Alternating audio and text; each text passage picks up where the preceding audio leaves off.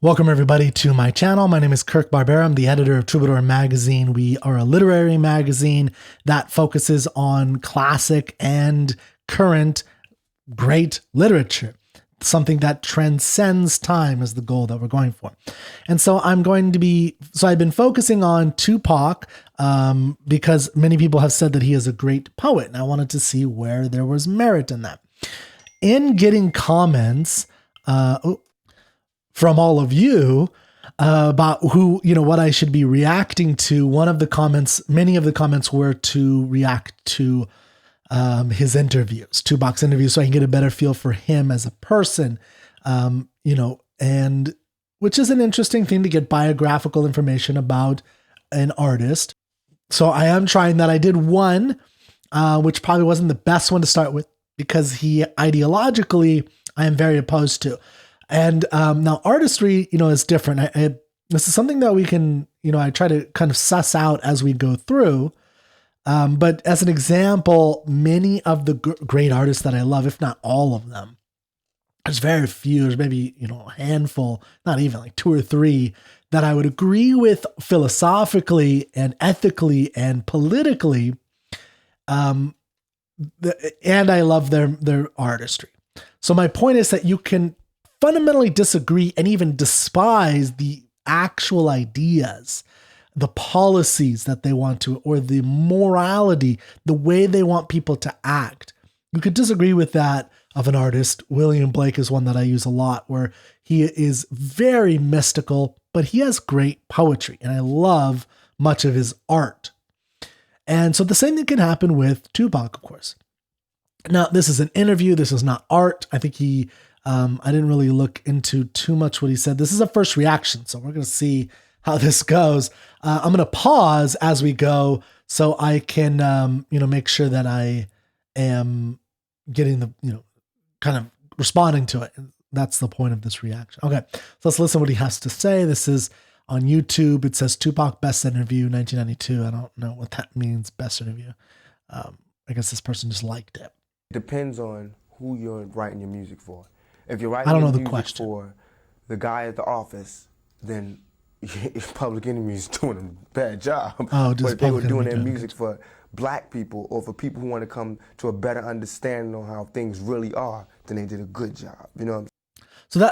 So that's an interesting marketing perspective. It's something that's much more new in art, I think, because historically art would always be aimed at the people who can get it, which was a very limited class, but you would, it was always believed that peasants, for instance, couldn't understand art. And after the Industrial Revolution and after the Romantic Revolution, particularly in the 1790s and the 1800s, there became this whole explosion of art for everyone. So historically, art was not for everyone. If you were a peasant on a farm, you probably saw art only in your local church. Now, what Tupac, it seems, is talking about is that Public Enemy, I think that's the label he's on. They were marketing toward, people and he'll, I think, expand on this. I'll let him talk in a second, but, people who were from the types of neighborhoods that he was, and it was particularly black people in America. And so by marketing to those people, by sending the message to those people, they did a good job. If they were trying to attract middle-aged white guys in offices, they did a really bad job, because that's not what, and that's fine. Now, the question for me is always what, great art is something that if it's really great, it should transcend any type of specifics, and it should reach everybody. And that's, something that we can discuss and see what else he talks about here. saying? I'm saying, because I want to see the true picture. You know what I'm saying? I don't care if he feels uncomfortable, because what about when I felt uncomfortable for 400 years? So I mean, art should make you uncomfortable many times. I think great art should make you uncomfortable.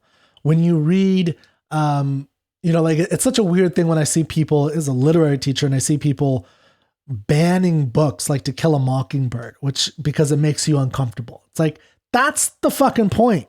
Like, it's supposed to make you feel uncomfortable. It's supposed to make you, Like if something makes you feel uncomfortable because you start agreeing with the guy and you start realizing that guy is racist, that's a good thing, because now you're starting, it's part of the major value that poetry and literature and art in general has, is to help you self-reflect. It's to help you see. So it helps you see better. So that's a really good point, that we need, we have to have great art that really pushes buttons. And I think in 2020, we were, and hopefully this is going away, in this kind of cancel culture where if you start getting people out of their safe place, out of their bubble, that's a bad thing, that people have some kind of right to their bubble. You don't, because that's how you get into these bubbles that will inevitably lead to bad outcomes. And I think this is what he's saying, is he's saying there is this kind of bubble that he was living in, or that, maybe a white middle-aged person is living in, and maybe even black people, and he wants to make them uncomfortable.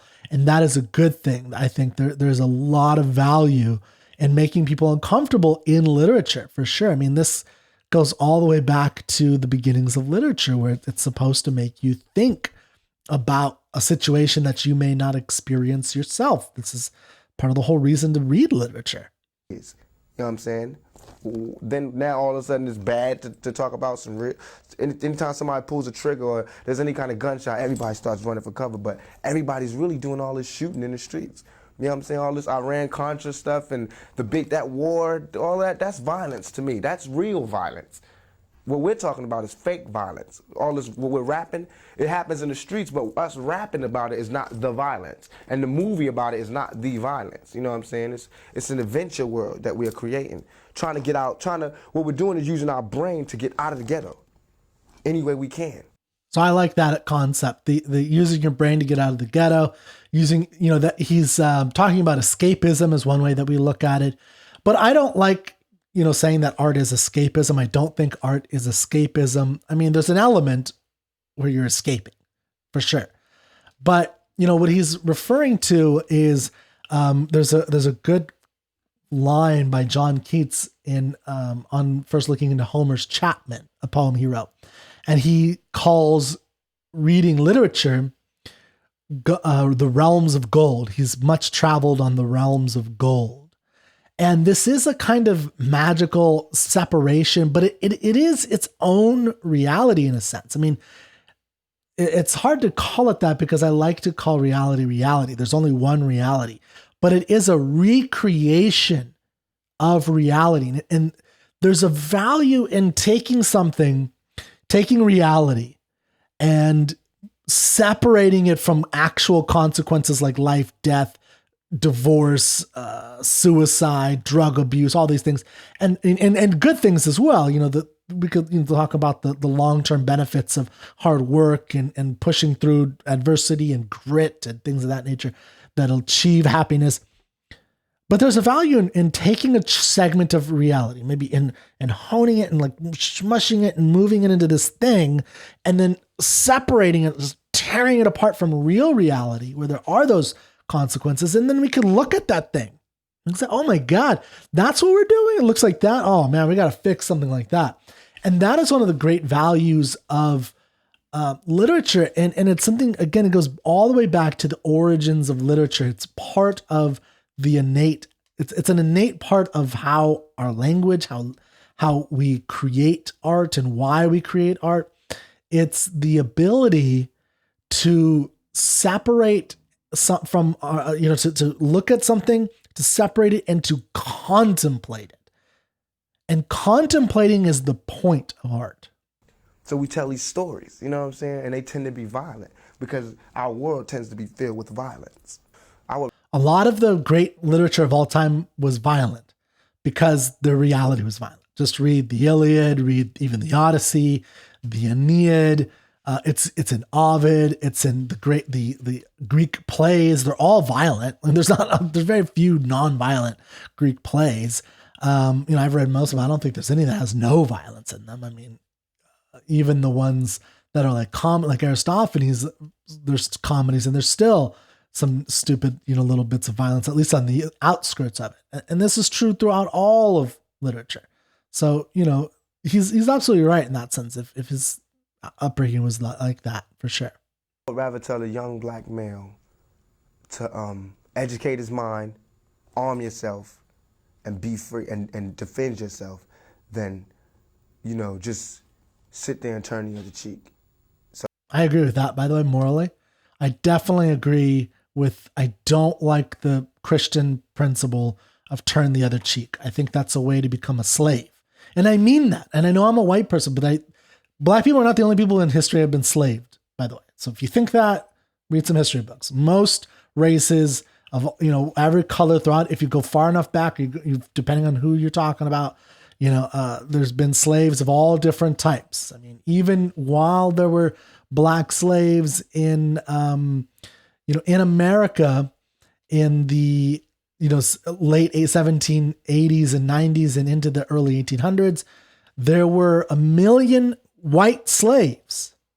People owned, not in America, but in other parts of the world. There are over 1 million white slaves, particularly in certain areas of, I think what we might call like the Middle East. So this type of thing, I mean, by the way, this is where the Tripoli pirates, so whatever. Hold on one second. I'm forgetting something important here. Okay, my apology. I wanted to fact check myself. So it's over 1 million white slaves.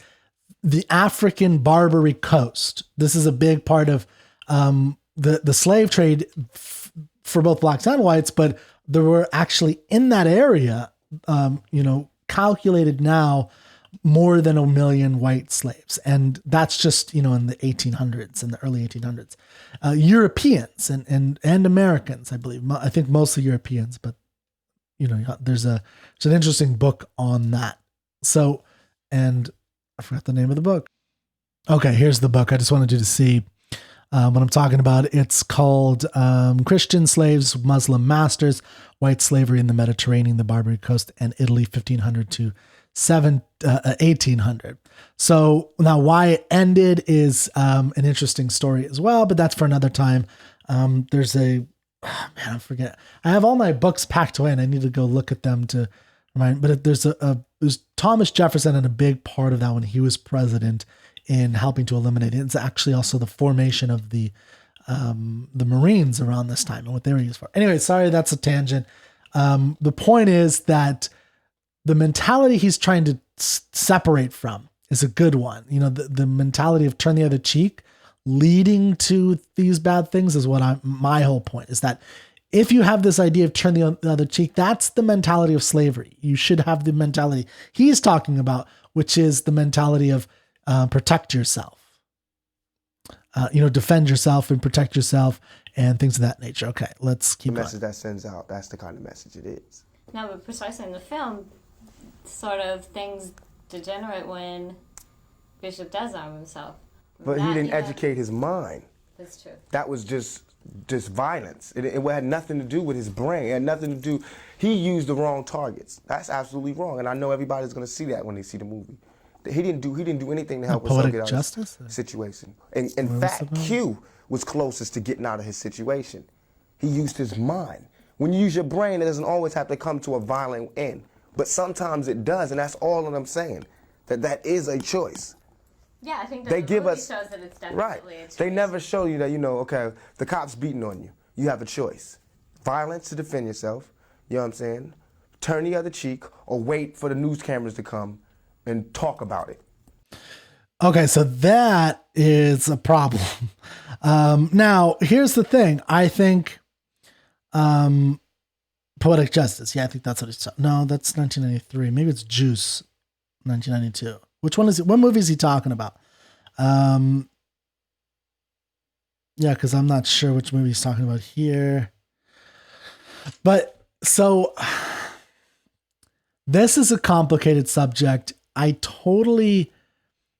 If you are ready to have a revolution, then I agree with what he's saying.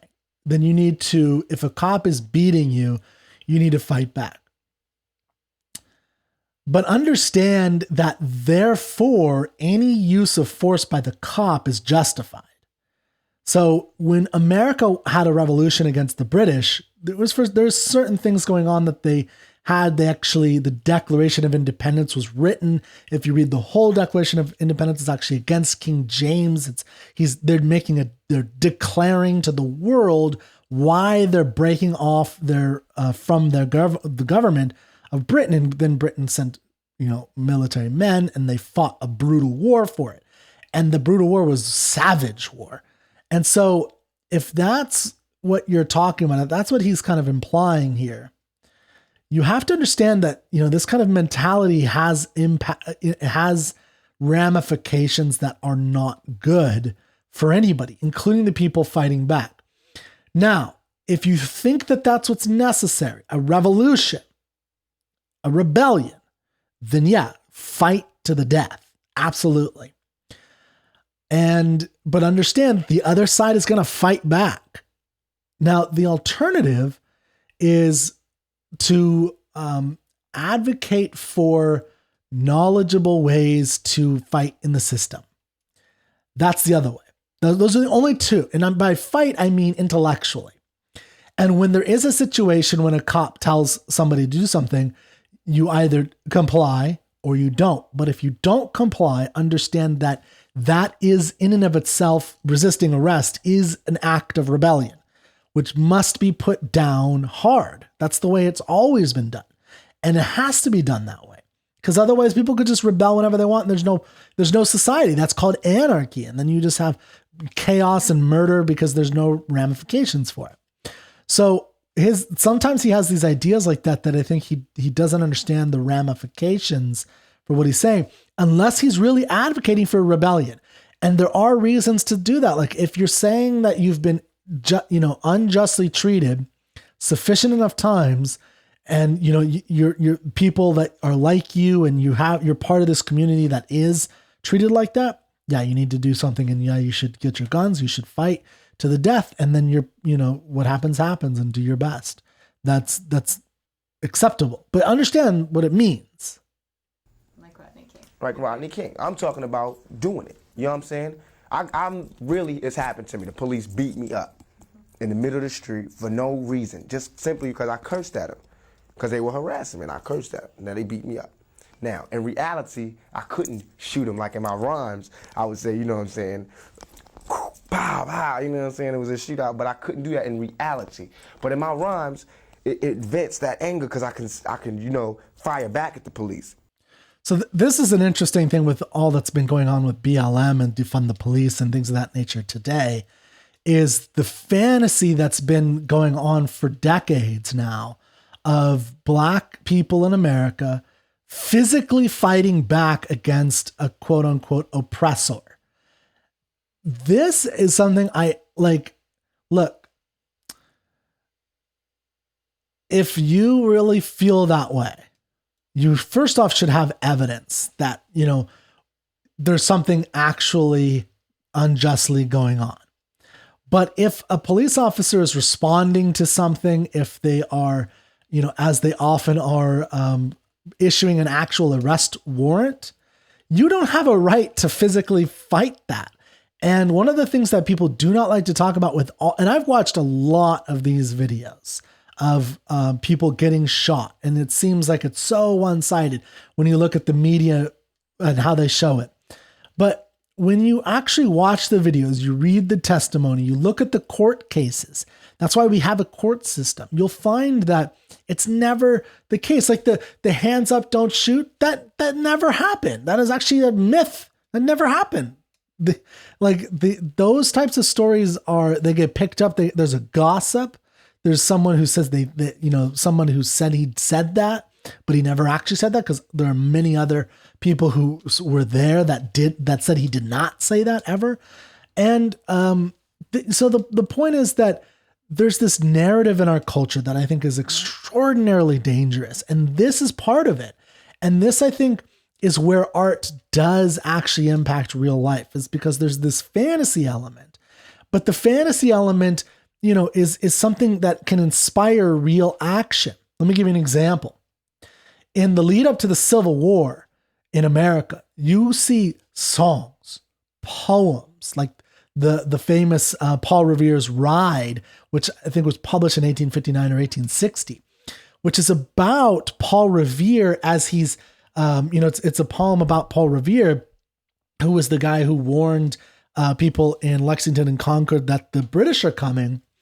And the poem, though, at the end, if you read, I don't have it memorized, but if you read the ending of it, it's actually a message to people in 1860 that the hoofbeats of Paul Revere, which represent individual freedom, the fight for individual rights, for everybody's rights, something that in 1776, when there was slavery, had not been properly done. So the poem advocates for now is the time to finish this fight. We have to finish the fight for freedom for everyone, which means in 1860, that's when the Civil War occurred, the fighting of the fighting of the Civil War and the freeing of the slaves so that everybody can have freedom and individual rights. So my point is that art actually reflected reality. There was a lot of art like this. I'm doing right now, I'm putting on a series, if you go to troubadourmag.com, of Benito Cereno by Herman Melville, which is about an American captain who, a captain of a ship in 1790, who sees a Spanish slave ship in distress. And he goes to that ship and he starts to notice a lot of weird things going on. And I'm not going to go into it. You can listen to my reading of that, which is free, and all my commentary to get an idea. But it's a lot about and it was written in 1855. It has a lot to do with relations of race. And it has something very specific to say, which leads to the 1860 Civil War. My point is that we have this view that there's art and you could say whatever you want. It has no ramifications at all. And then there's reality. That I don't agree with. Art definitely has practical impacts. Again, just look at any war, look at any situation throughout history. There's always a buildup of some kind of intellectual, artistic expression that is directly manifested in the war itself and in the reasons why people fight that war in the future when they do fight it.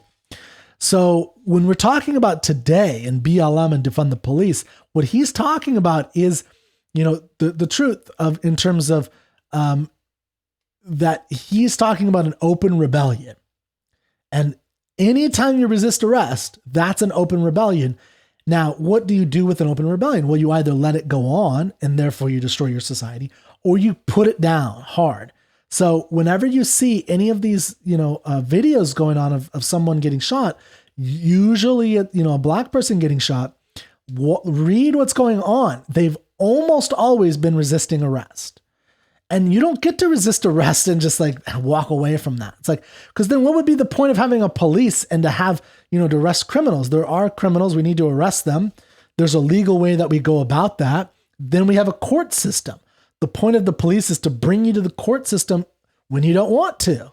So if you don't want to, and they just say, okay, well, we don't go, that means there's going to be rapists and murderers and thieves and thugs and criminals of all sorts out on the streets with no ramifications. The whole point of a system is that we have to pull you in. So what he's talking about is not good for society. Now, what grievances does he have that are legitimate? That's what we need to talk about. But you can't just, like what he was suggesting when he got beat. I don't know the story of that. It probably wasn't video. But what we're learning from with all these videos is not the actual story that BLM and progressives today want us to think. It's not that, police are just willy-nilly shooting down black unarmed men. That's not what's actually happening. What's happening is these black men are resisting arrest intensely. And if you watched full videos, they're very intense. These are very intense situations. Now, could the police do other things to subdue victims or subdue their not, what do you call them? They're perps. That's what they should be trained to do, for sure. They should be trained to use nonviolence when they can, or deadly force when they can, but it's not always going to happen. So I know that was a long rant, but this is an important issue. And I see this with Tupac's work a lot. And you have to realize maybe he did great artistry and there's something to that, but there are ramifications. And if I'm going to do these interviews, these types of things are going to pop up. And won't go to jail for life. You know what I'm saying? Because it's just words. Right. And my music, and a lot of this music, it's only talking about the oppressed rising up against the oppressor. That's all. That's exactly what I was just talking about. So he's building that narrative that black people are oppressed and there's an oppressor. Okay. So that narrative is not, I don't think it's true. Now you're going to say, I know I'm going to get another 100 comments about how I have white privilege. I wasn't going to go into a whole thing on white privilege and about systemic racism. I believe if there's racism, it should be knocked down. Racism of any sort toward white people, toward black people, toward anybody. But it can only be individualized. You cannot see systemic racism where it does not exist. And by it does not exist means like if you're having hardships, that's not necessarily systemic racism. Now, where I think there is legitimate grievances, I don't know that it's systemic racism. Maybe there is some of that, but I don't think so. I think there's more like a desire, like a moral view, a Christian moral view that leads to certain policies that have had really negative impacts from a top-down standpoint, and they have impacts on multiple communities, and one very vocal one is the black community in certain cities and urban areas. And that is the war on drugs and the criminalization of non-violent offenses. And I think that is absolutely accurate to be pissed off about, that he is pissed off.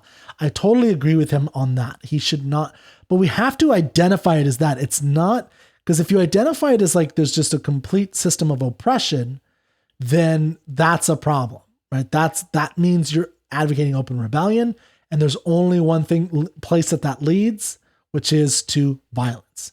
And he can argue that there's something about, it's art, and that's true. In his art, he doesn't actually advocate for real violence, but he's building the narrative, and that narrative infects the souls of people who listen to him. And many people have spread that ideology around that we are in this kind of oppressor and oppressive place, and we have to fight back. That's what my music's about. The oppressed rising up against the oppressor. So if only people that's scared are the oppressors. The only people who could have any harm coming to them are those who oppress. Simple as that. You mean the only people that have anything to worry about? Mm-hmm. But it seems to me that the people that are being oppressed are the ones that have a lot to worry about too, because they're the ones that are getting beat on every day or not. Right, and that's why they need to start, striking back, beating back. So now why would you choose acting as a career when it's going to be harder compared to all the visibility that you can get with music, or do you plan to continue? I'm doing both. I'm still in Digital Underground. Solo album doing? My solo album, Tupacalypse now, is out in the stores, doing good. I still got music with Digital Underground. That album is doing very well. So it's all just basically showing and proving. I'm made it out, and I want to stay out. And I want to show my actions, my interviews, that this is how you stay out. You know what I'm saying? And it's still real. I'm still that young black man. I didn't turn into, Arsenio or Cosby. You know what I'm saying? I'm still the same man. Cosby. Those people don't say anything to you. They're the people that are the most visible to young people today. Those are the people who I admire. I've been, like in all these other interviews, I know people are going to trip because I've been down in these people. But what I failed to say was how much I admired these people. You know what I'm saying? Like Spike Lee and Arsenio Hall. I admired these people. Eddie Murphy, these people who I wanted to get into the business for. And they got into the business and didn't give me any way to get in. You know what I'm saying? It took earnest to get me in. Everybody wants me to watch that interview, the Ed Gordon one, but it's pretty long. Okay, so this was already a pretty long episode. Thank you for listening if you listened all the way through. I have a lot to say about art and how it impacts real life. I'm not one who says it does not impact real life, as I've said. So Tupac was, expressing his ability or his desire to leave the ghetto and to leave difficult places. And that's good. And that's great. And in fact, it's part of what I think actually makes America great. When you think about, immigrants, many immigrants throughout all of our history have come from Europe with $0. They come from horrible places with no money in their pockets, and they come here and build a new life. And that option is open even to people who live in America in bad places, who come from bad family homes, who come from bad neighborhoods. Who come from neighborhoods that are bad. This is still a country where you can leave, find better opportunities elsewhere, even if you have $0. Just find a crummy job somewhere in another, go to Wyoming where the rent is cheap and get a job at a McDonald's and work, as hard as you can until you find a little bit more money and then move up a little bit, do that. That's definitely possible and it happens all the time. So my point is that if we're going to be talking about this oppressive nature thing, fine. If you think that, then okay. That's fine. Just understand what that means. And that means war, which means brutality on both sides. And that means continued brutality, not peace. That's not the message of peace, what he's talking about.